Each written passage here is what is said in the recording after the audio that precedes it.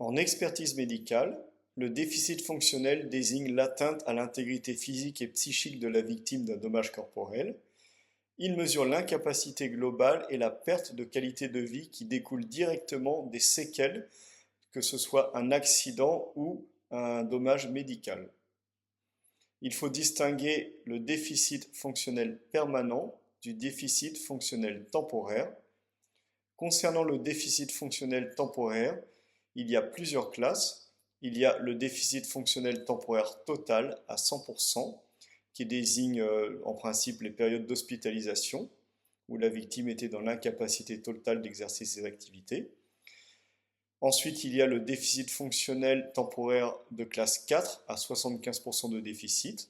Par exemple, pour une victime qui est dans un état grabataire, qui ne peut se déplacer qu'à l'aide d'un fauteuil roulant et qui a besoin de l'aide pour les transferts simples. Il y a ensuite le déficit fonctionnel temporaire de classe 3 à hauteur de 50% de degré de handicap pour une victime qui est dans un état assez sévère de handicap, qui par exemple a besoin d'un déambulateur pour se déplacer et de l'assistance de tierces personnes pour des actes quotidiens. Ensuite, il y a le déficit fonctionnel temporaire de classe 2 à hauteur de 25% pour un handicap qui est plus léger mais qui nécessite cependant une aide de type béquille ou immobilisation d'un membre. Et il y a le déficit fonctionnel temporaire de classe 1 à 10% de déficit pour les handicaps plus légers qui ne nécessitent pas d'aide à la tierce personne le plus souvent et pas d'aide technique. Évidemment, on peut aussi définir des classes intermédiaires comme par exemple 35%, 60% selon les besoins de l'estimation. Nous allons étudier un exemple d'indemnisation du déficit fonctionnel avec le cas de Monsieur J qui a chuté à moto. Il a été transporté aux urgences par le SMUR, puis hospitalisé pendant 3 jours. Donc il y a 3 jours d'indemnisation pour cette période de déficit fonctionnel temporaire total, c'est-à-dire 100%. Suite à cela, il est retourné à son domicile avec une épaule immobilisée par une écharpe de type du jarrier et un déambulateur. Le déficit fonctionnel était de 50%, c'est-à-dire une classe 3, pendant un mois. Ensuite, lorsqu'il allait mieux, il a pu en fait retirer le déambulateur, marcher avec une béquille, mais en ayant toujours l'écharpe une partie du temps. Le déficit fonctionnel temporaire était pendant le mois suivant à hauteur de 35%. Puis le mois d'après, un mois complet, eh bien, il a cette fois retiré complètement l'écharpe coude au corps, le du-jarrier, et il continuait à marcher à l'aide de 2 béquilles. Dans ce cas-là, pendant le mois d'après, le déficit fonctionnel temporaire était de 25%, soit une classe 2. Ensuite, il s'est écoulé un délai de 2 à 3 mois. On va retenir 3 mois, je n'ai plus les périodes exactes en tête et je les ai arrondis volontairement, pendant lesquels eh bien, il a retiré la béquille, il marchait, il récupérait un peu de mobilité de son épaule qui avait été immobilisée, mais il y a une petite boiterie. En fin de compte, à la consolidation, c'est-à-dire au moment où les lésions étaient stabilisées, eh bien, il a été retenu un taux de déficit fonctionnel permanent, non plus temporaire, mais permanent, à hauteur de 13%.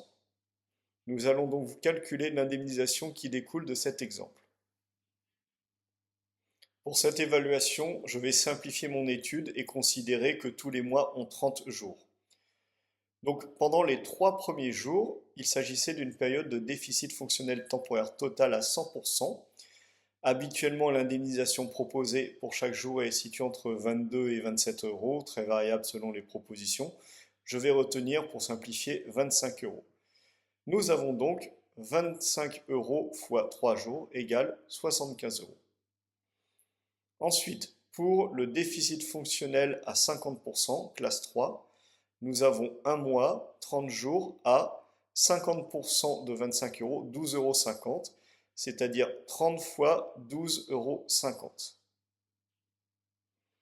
Ensuite, pour l'évaluation du déficit fonctionnel temporaire à 35%, nous avons un mois à raison de donc 25 euros fois 35% fois 30 jours. Ensuite, nous avons le déficit fonctionnel temporaire de classe 2, 25%, ce qui nous donne 25% de 25 euros fois 90 jours. Et enfin, nous avons le déficit fonctionnel permanent qui a été estimé à 13%. Pour évaluer le déficit fonctionnel permanent qui résulte d'un dommage corporel, nous allons prendre pour référence le référentiel Mornet. Vous avez la définition sur le site au niveau de la partie documentation, ici le référentiel Mornet qui est utilisé de façon commune.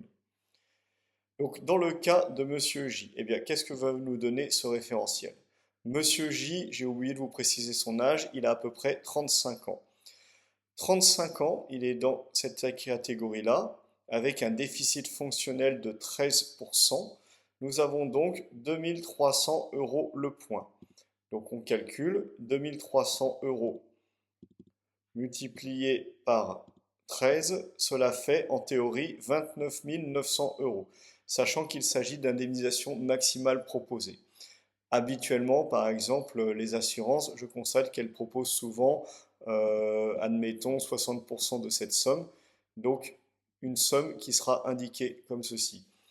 Tout ça pour vous dire qu'en fait, on estime le préjudice, le déficit fonctionnel permanent par rapport donc à ce référentiel Mornet. L'assurance fait une proposition où le tribunal va ordonner donc un montant d'indemnisation et après l'avocat peut éventuellement jouer en faveur de la victime pour demander plus ou le médecin conseil peut essayer de tenter de faire valoir à la hausse le déficit fonctionnel permanent quand cela est justifié.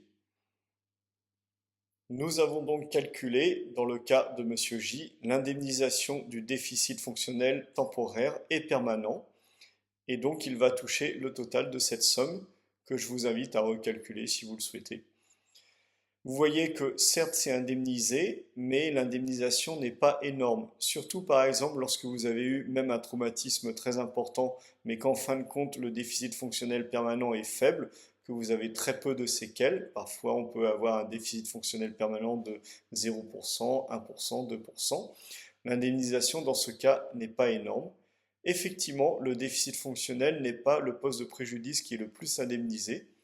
Je vous invite d'ailleurs pour cela à consulter ma vidéo concernée où je vous détaille les deux postes de préjudice qui peuvent être le plus coûteux pour les organismes indemnisateurs. En synthèse, le déficit fonctionnel, qu'il soit temporaire ou permanent, est un poste de préjudice qu'il faut indemniser comme tous les autres. Beaucoup de personnes s'attachent de façon trop importante au déficit fonctionnel permanent en pensant que c'est là toute l'indemnisation, alors qu'en fait ce n'est qu'une partie des postes de préjudice à évaluer. Il y a beaucoup de postes de préjudice et donc c'est pour cela que le rôle du médecin conseil est primordial pour les faire évaluer correctement en vue d'obtenir une indemnisation adéquate maximale.